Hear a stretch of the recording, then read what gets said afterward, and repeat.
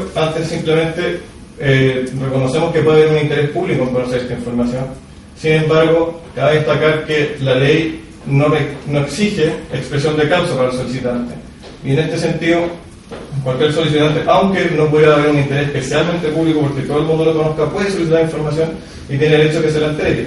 Porque en este sentido el legislador intentó regular o resguardar el interés público más expresamente a la hora de pedirle a los solicitantes que expresen sus causales. Lo hizo indirectamente a través de la determinación de las causales de reserva. Es decir, ahí el legislador ponderó cuando el interés público se contrapone con otros intereses y por lo tanto determinó las causales de reserva cuando quizá habían otros intereses superiores al de la publicidad para conocer. Entonces, en ese sentido muy relevante, me parece que determinemos acá si existe o no, si estamos ante la presencia de una causal de reserva, en este caso cuando se pide un anteproyecto en materia, en este caso en concreto, de extranjería. A ver, en este punto la subsecretaría sostuvo y sostiene que una solicitud como esa cae dentro de la causal del artículo 21, número 1, es decir, afecta el debido cumplimiento de las funciones de la ley. Y en concreto, por tres argumentos que pasan con él. En primer lugar, para poder determinar bien la causal, primero debemos saber qué es lo que se nos está pidiendo. En concreto, en este caso se pidió un anteproyecto. ¿Qué es un proyecto de ley? En general no quedan muchas dudas, es un concepto jurídico que podemos definir a través de los distintos preceptos normativos, y uno podría decir que un proyecto de ley es el cuerpo de un mensaje, es el cuerpo de una iniciativa, es el cuerpo de una iniciativa a través del cual, de un acto administrativo, perdón, es el cuerpo de un acto administrativo a través del cual una autoridad ejerce una facultad concreta que es la de iniciativa, que se conoce, o la que da inicio a un procedimiento legal. Y esa iniciativa ya puede tomar la forma de moción o mensaje. Eso básicamente podríamos decir que es un proyecto de ley.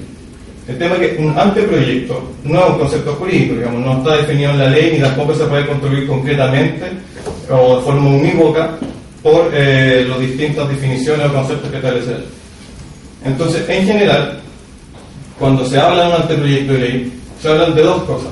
Una, por una parte, es toda la fase anterior de la creación de una ley. ¿Ya? Entonces así se dice que tal materia está en etapa de anteproyecto, es decir, se está discutiendo en toda la etapa previa a la adopción de aquel acto administrativo que conlleva el proyecto de ley.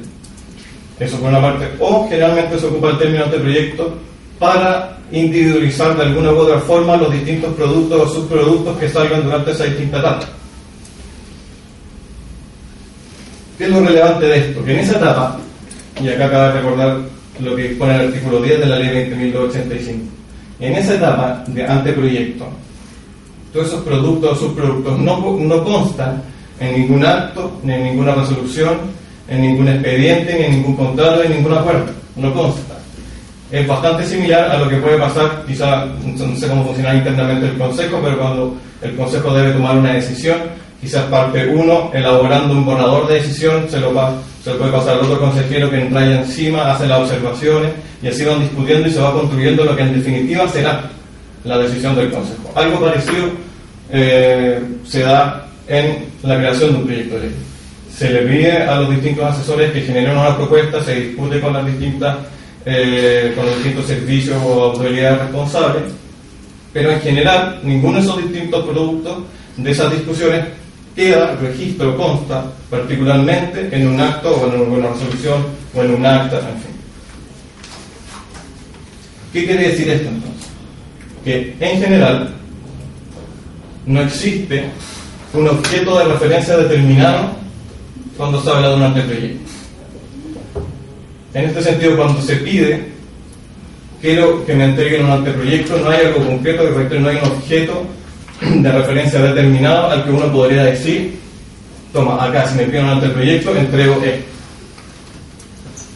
Y eso es muy importante tenerlo en cuenta porque si no hay un objeto de referencia concreto o determinado, cuando se impone la obligación, si es que se declara que es público un anteproyecto y por lo tanto se declara la obligación de entregar un anteproyecto, la pregunta que surge necesariamente es, bueno, ¿qué entrego? Porque no hay un objeto determinado. Entrego aquellos papeles borradores con todas las anotaciones del subsecretario en su minuto, de las distintas autoridades, el último documento que está en el computador Word de la persona responsable, como digo, es un objeto indeterminado.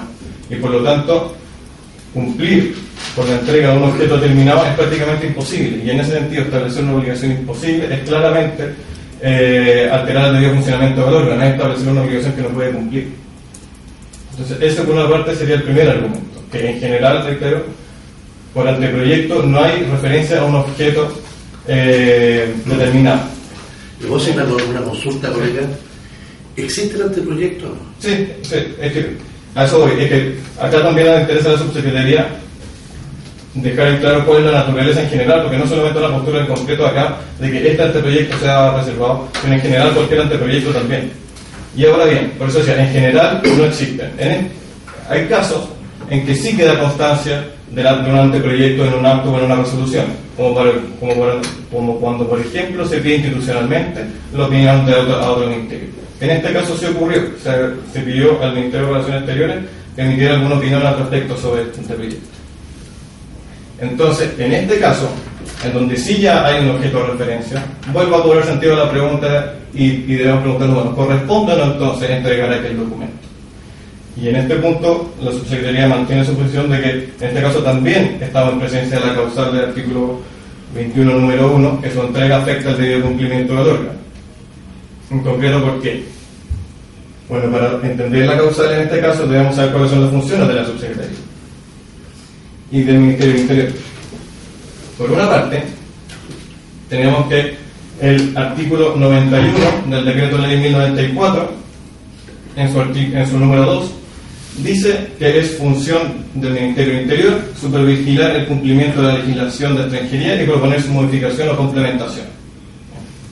Entonces tenemos que el Ministerio del Interior tiene como función evaluar el cumplimiento de la ley y proponer su modificación. Sin embargo, esa no es la única función de la subsecretaría y tiene que conciliarla con otras funciones. ¿Qué otras funciones además tiene la subsecretaría y el Ministerio? Por una parte, tenemos el Decreto Ley 1028, que en su artículo 2, letra C, dice que es función de la subsecretaría coordinar su gestión con otros subsecretarios de otro ministerio y en general con otros servicios. Por una parte. También tenemos el artículo 15 de la ley de DASA, que dice que las autoridades y funcionarios deberán velar por la eficiente e idónea administración de los medios públicos y por el debido cumplimiento de la función pública, y además los órganos de la administración del Estado deberán cumplir sus cometidos coordinadamente y propender a la unidad de acción evitando la duplicidad e interferencia de funciones. Es decir, la subsecretaría tiene como función proponer modificaciones a la ley de extranjería y en ejercicio además de esa función debe cumplir la otra, es decir, coordinar su gestión con la de otros servicios y propender a una acción evitando la duplicidad de funciones y la interferencia en las mismas. Entonces, cabe rescatar, ¿qué vamos a entender por coordinar? Es muy fácil. Coordinar es disponer metódicamente cosas o concertar medios o esfuerzos o instituciones a un fin común. ¿Qué es lo relevante acá en el caso de extranjería? Un proyecto de extranjería y migración implica facultades y atribuciones a distintos servicios, no solamente al Ministerio del Interior, sino eventualmente también a la Policía de Investigaciones y al Ministerio de Relaciones Exteriores, por nombrar algunos ejemplos. Entonces, al tener la facultad y la obligación de proponer cualquier modificación al proyecto de ley, debe coordinar esa propuesta con los distintos servicios, con las distintas instituciones involucradas también en esa materia. En esa labor de coordinación, de concertar esfuerzos, de concertar medidas todas a un fin común, que además esa concertación debe ser eficiente por el propio principio establecido en la ley de base. Una herramienta fundamental